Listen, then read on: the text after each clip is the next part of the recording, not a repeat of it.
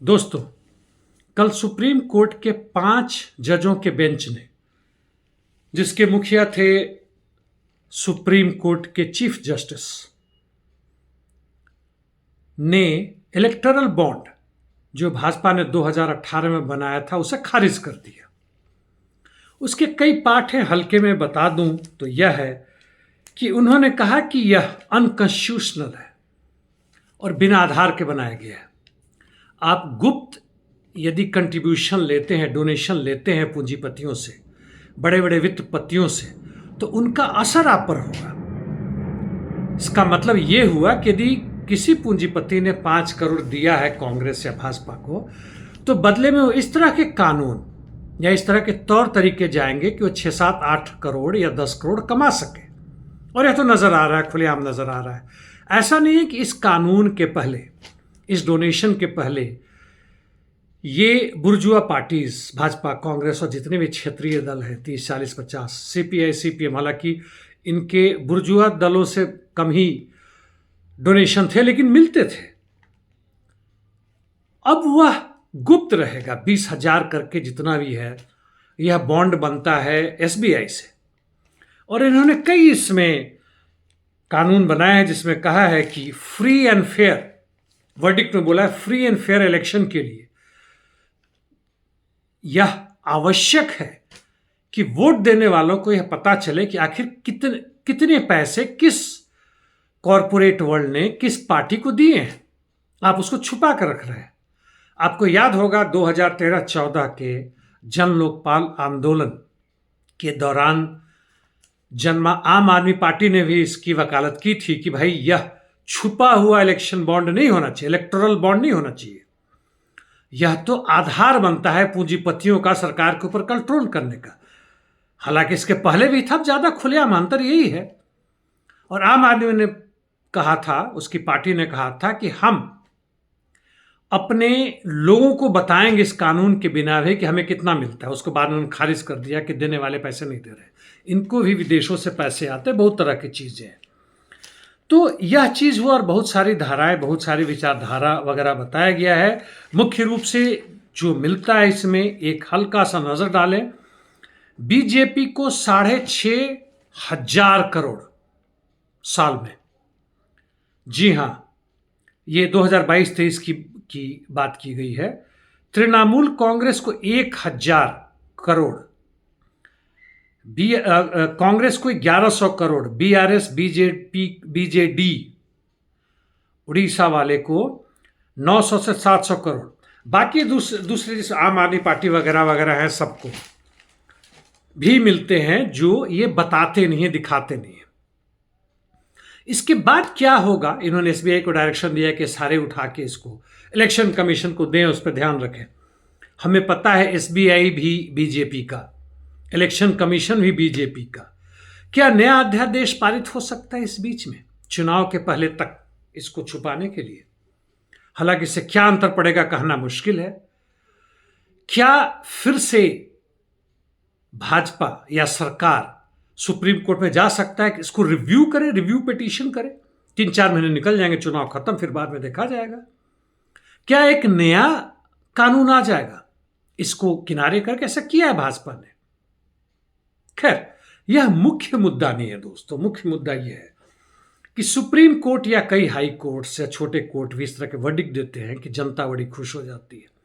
Social media के जितने भी लोग हैं जो सोशल डेमोक्रेट्स हैं, सुधार चाहते हैं, बड़ी खुश होते हैं, खूब बड़ी बड़ी बातें करते हैं कि देखो सुप्रीम कोर्ट ने प्रजातंत्र का झंडा ऊंचा रखा है। कभी मीडिया में भी, गोदी मीडिया में कहा जाता है, आज तक वगैरह में कही जाता है, तो लोग बड़े खुश होते हैं कि देखो भाई, अंततः उन्होंने भाजपा का साथ नहीं दिया, कुछ बोल दिया। तो ये होते रहते हैं दोस्तों। हमें यह देखना है कि आखिर यह सत्ता जिसका न्यायालय, मीडिया, पुलिस प्रशासन और जितने भी गुप्त विभाग हैं, जिनमें कुछ के बारे में मालूम है जैसे ईडी, सीबीआई वगैरह वगैरह, यह इनका चरित्र क्या है, वर्गीय चरित्र क्या है, किस वर्ग के लिए काम करते हैं? क्या वह वर्ग जो दूसरों से श्रम शक्ति खरीदता है, उनका शोषण करता है और अरबपति नहीं बल्कि खरबपति बनता जा रहा है? और अभी कुछ वर्षों से, पिछले एक दशक से हम देख रहे हैं कि काफ़ी तेज़ी से हमें लूट रहा है। क्या उसके लिए काम करते हैं? क्या संविधान भी उसी के लिए काम करता है? पक्ष विपक्ष क्या उन्हीं के लिए काम करता है? आज जो विपक्ष में है, कुछ समय पहले पक्ष में था, हो सकता है फिर पक्ष में आ जाए। आज जो पक्ष में है, जिसकी सत्ता है, वो विपक्ष में जा सकता है। पूरे अमेरिका, इंग्लैंड, हर जगह की यही कहानी चल रही है, दशकों नहीं शतकों से चल रहा है। और हम वहीं ढाक के तीन पात बड़े खुश होते हैं कि ये बदमाश था गया, कम बदमाश आ गया, ये लूटने वाला गया, कम लूटने वाला आ गया, यह अत्याचारी था, बहुत ही लोगों की हत्याएं करता था, अब वह हत्या करने वालों को मार के, ठोक के और हमसे कुछ और लूट लेता है, बात अलग है, लेकिन अब उतनी कष्ट नहीं है। 5 साल के बाद फिर स्थितियां बदलेंगी, अब यही आपको ज़्यादा लूटने लगेगा, ना देंगे तो आपके अगेंस्ट में कार्रवाई करेगा। यानी मसला फिर से वही ढाक के तीन पात, कभी ज़्यादा कभी कम, कभी बाएं कभी दाएं। हमारे तथाकथित वामपंथी भी इसी में लगे हुए हैं। चुनाव आ ही चुका है, घोषणा होना बाकी है, 2 महीने में हो सकता है। क्या हम कुछ विकल्प की राजनीति सोचें, जहां मजदूर वर्ग और किसान जो कि छटपटा रहे हैं, उनके आंदोलनों से स्पष्ट है अभी किसान का आंदोलन जो चल रहा है और किस तरह सरकार उनको कुचलना चाहती है। उसके पहले ट्रक आंदोलन, उसके और भी पहले किसानों का आंदोलन, उसके और पहले भी जब कोरोना वायरस का दौर चला था तो लाखों लाख संख्या में मजदूरों ने विरोध किया। पूरे महाराष्ट्र, दिल्ली से बिहार, यूपी की तरफ जाते वक्त किस तरह से सरकार ने उनके ऊपर अत्याचार किया हमें मालूम है। हर जगह, हर समय CNRC के खिलाफ, उसके पहले भी, उसके बाद भी। सेंट्रल ट्रेड यूनियन जो 1 मई को निकालते हैं अपना जुलूस, इनकलाब जिंदाबाद जुलूस, तो लाखों है, जुलूम चोलबे ना, ये सब होता रहता है, जुलूम चलता रहता है। CPM का जुलूम बढ़ा बंगाल में तो तृणमूल की आ गई और भी जुलूम बढ़ गया।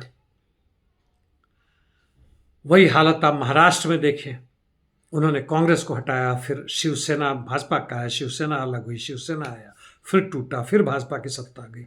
बिहार में फिर से भाजपा की सत्ता आ गई बिना चुनाव हुए।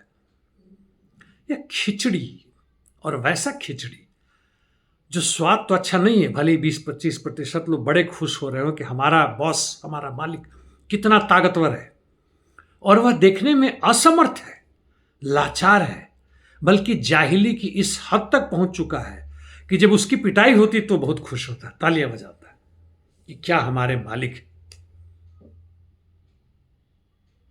क्या वास्तव में हम उस प्रजातंत्र की तरफ पहुंच सकते हैं जहां 90 से 95% मेहनत का जनता, मजदूर, चाहे वह ऑर्गेनाइज सेक्टर में हो, अनऑर्गेनाइज सेक्टर में हो, सरकारी खदानों में काम करते हो या कार्यालयों में काम करते हो, या एक रिकग्नाइज्ड टाटा बिरला के यहाँ काम करते हो, या प्राइवेट में सड़क के किनारे करते हो, या वैसे लोग जिनका आधार कार्ड ही नहीं है, वो देश के नागरिक ही नहीं है, 4-5 करोड़ वैसे भी लोग हैं। CNRC के बाद शायद वो 20-25 करोड़ भी हो जाए, कोई ठिकाना नहीं।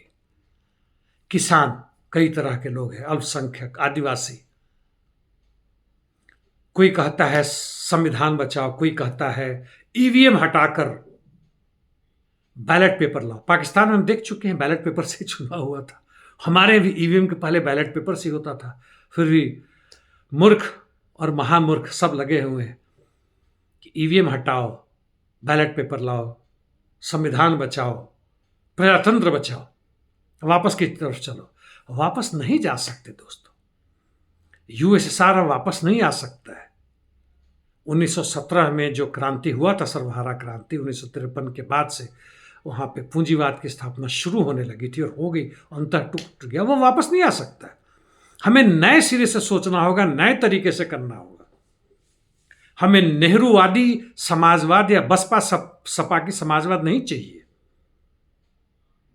सबका विकास, सबका साथ, यह जुमला है। यह तभी संभव है जो शोषित वर्ग, जो 90 से 95% है, वह सत्ता अपने हाथ में ले ले। धन्यवाद दोस्तों।